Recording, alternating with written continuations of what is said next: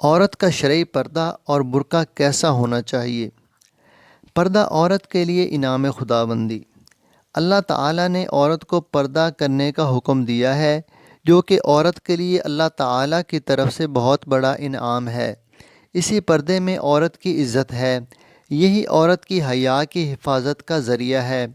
جو عورت پردہ کرتی ہے، اللہ تعالیٰ اس کو دنیا اور آخرت کی بے شمار نعمتیں عطا کرتا ہے، جن میں سے سب سے بڑی نعمت یہ ہے کہ اللہ تعالیٰ ایسی عورت سے راضی ہو جاتا ہے۔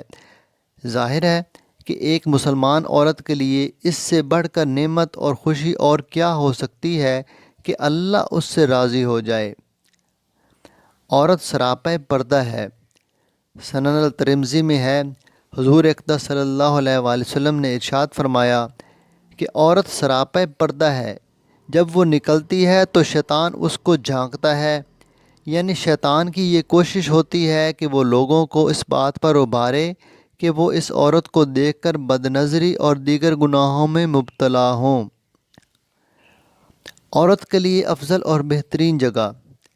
اللہ تعالیٰ کو عورت کا پردے میں رہنا اتنا پسند ہے کہ عورت جتنا پردے میں رہتی ہے اور جتنا زیادہ اپنے آپ کو نامحرم مردوں سے چھپاتی ہے تو اتنا ہی اللہ تعالیٰ اس سے خوش ہوتا ہے۔ حتیٰ کہ حدیث شریف میں آتا ہے کہ حضور صلی اللہ علیہ وآلہ وسلم نے ارشاد فرمایا کہ عورت تو پردے کی چیز ہے، جب وہ گھر سے نکلتی ہے تو شیطان اس کی طرف جھانکتا ہے، اور عورت اللہ تعالیٰ کے سب سے زیادہ قریب اس وقت ہوتی ہے جب وہ اپنے گھر کے کسی کونے اور پوشیدہ جگہ میں ہو۔ صحیح ابن حبان میں صراحت سے یہ فرمایا گیا ہے کہ عورت تو پردے کی چیز ہے، اور عورت اللہ تعالیٰ کے سب سے زیادہ قریب اس وقت ہوتی ہے جب وہ اپنے گھر کے کسی پوشیدہ حصے میں ہو۔ اس سے عورت کے لیے پردہ کرنے، پردے میں رہنے اور بلا ضرورت گھر سے نہ نکلنے کی بڑی فضیلت و اہمیت معلوم ہوتی ہے۔ عورت کے لیے نماز پڑھنے کی افضل اور بہترین جگہ۔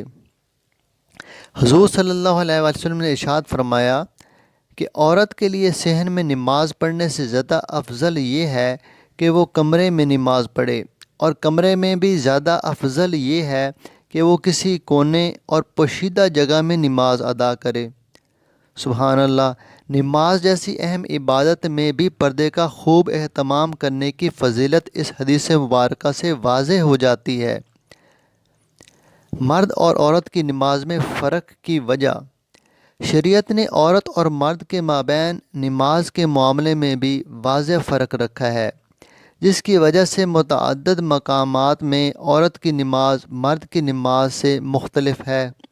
مرد اور عورت کی نماز میں فرق کی وجہ بھی یہی ہے کہ عورت نام ہی حیا اور پردے کا ہے، اس لیے عورت کے لیے نماز میں وہی طریقہ اختیار کیا گیا ہے جو عورت کے لیے زیادہ ستر اور پردے کا باعث ہو، اور یہی طریقہ اللہ تعالیٰ کو پسند ہے۔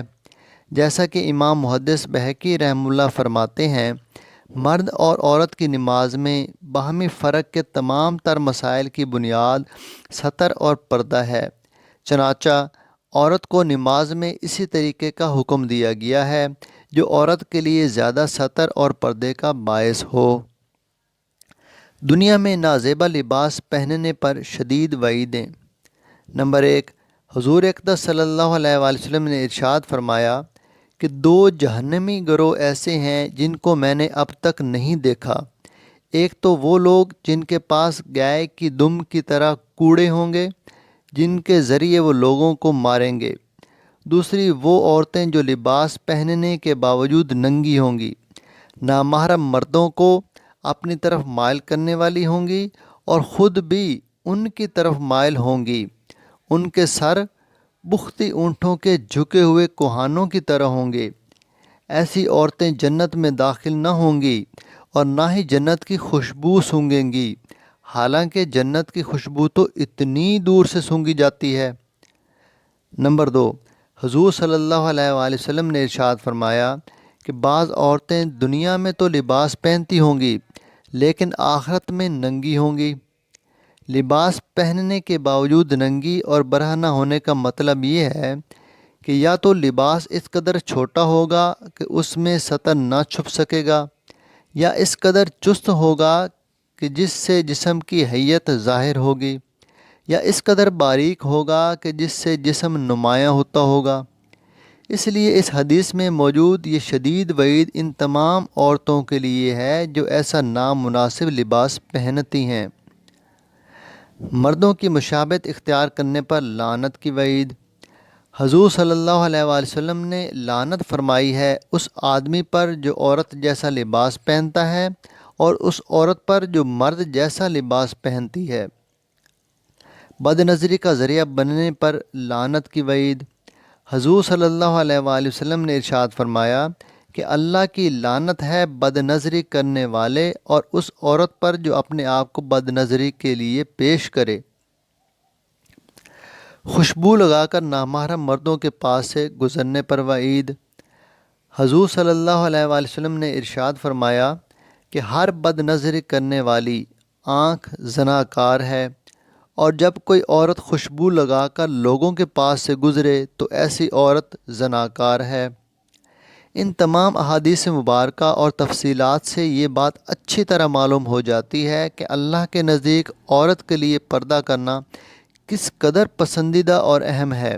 اس لیے اس بات کا تقاضا یہ ہے کہ جب عورت کسی شدید ضرورت کے لیے گھر سے نکلے تو اس کو چاہیے کہ ایک تو مکمل پردے کے ساتھ باہر نکلے، دوسرا یہ کہ باہر نکلتے وقت ایسا برقع نہ پہنے جس سے اس کا پردہ نہ ہوتا ہو، حیا کی حفاظت نہ ہوتی ہو، اور جو مردوں کو اپنی جانب متوجہ کرے، کیونکہ جس طرح بے پردہ ہو کر نکلنا اللہ تعالیٰ کو سخت ناپسند ہے، اسی طرح فیشنی اور چست برقع پہن کر باہر نکلنا بھی اللہ تعالیٰ کو سخت ناپسند ہے۔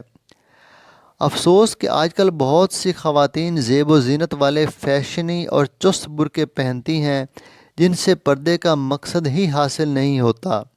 ظاہر ہے کہ یہ اللہ تعالیٰ کے احکامات کی خلاف ورزی ہے جو کہ ایک مسلمان عورت کی شان نہیں ہو سکتی۔ اس تفصیلی تمہید کے بعد برقعے کی شرائط بیان کی جاتی ہیں تاکہ معلوم ہو کہ کون سا برقع پہننا جائز ہے اور کون سا ناجائز۔ برقع کی شرائط و اوصاف۔ نمبر 1، برقع انتہائی سادہ ہو، اس میں نقش و نگار اور زیب و زینت نہ ہو، اور نہ ہی ایسا رنگ ہو جو جاذب نظر ہونے کی وجہ سے مردوں کی توجہ کا سبب بنے۔ نمبر 2، برقع چست نہ ہو کہ اس سے جسم کی حیت اور نشیب و فراز ظاہر ہو، بلکہ ڈھیلا ڈھالا ہو جس سے جسم نمایاں نہ ہوتا ہو۔ نمبر 3، برقع باریک نہ ہو جس سے جسم یا جسم کا لباس ظاہر ہوتا ہو، بلکہ وہ اس قدر موٹا ہو جس سے جسم اور اس کا لباس نظر نہ آئے۔ نمبر 4، برقع اس قدر بڑا ہو جس میں جسم اچھی طرح چھپ جائے۔ نمبر 5، برقع مردوں کے لباس کے مشابہ نہ ہو، اسی طرح کافروں یا دین بیزار عورتوں کی فیشنی برقعے کے مشابہ بھی نہ ہو، کیونکہ ان لوگوں کی مشابہت اختیار کرنے سے منع کیا گیا ہے۔ نمبر 6، برقعے پر مہکنے والی خوشبو بھی نہ لگائی جائے جو کہ مردوں کو متوجہ کرنے اور فتنے میں مبتلا کرنے کا سبب بنے۔ مسلمان عورتوں کے ایمان اور حیا کا تقاضا یہ ہے کہ وہ ایسے برقعے پہننے کا اہتمام کریں جن میں مذکورہ بالا شرائط پائی جاتی ہوں، جیسا کہ بعض علاقوں میں ٹوپی والے برقعے رائج ہیں جن میں یہ شرائط پائی جاتی ہیں۔ ان کے علاوہ ایسے برقعے پہننا جو نقش و نگار والے ہوں، جاذب نظر ہوں، چست یا باریک ہوں، جس سے جسم نمایاں ہوتا ہو، تو واضح رہے کہ یہ ناجائز ہے۔ اسی طرح مرد حضرات کو بھی چاہیے کہ وہ اپنی خواتین کو ایسے ناجائز برقعوں سے منع کر کے جائز برقعے پہننے کا پابند بنائیں۔ مفتی اعظم پاکستان مفتی محمد شفیع صاحب رحمہ اللہ فرماتے ہیں کہ مزین برقعے پہن کر نکلنا بھی ناجائز ہے۔ امام جساس رحمۃ اللہ علیہ نے فرمایا کہ جب زیور کی آواز تک کو قرآن نے اظہار زینت میں داخل قرار دے کر ممنوع کیا ہے تو مزین رنگوں کے برقعے پہن کر باہر نکلنا بدرجہ اولیٰ ممنوع ہوگا۔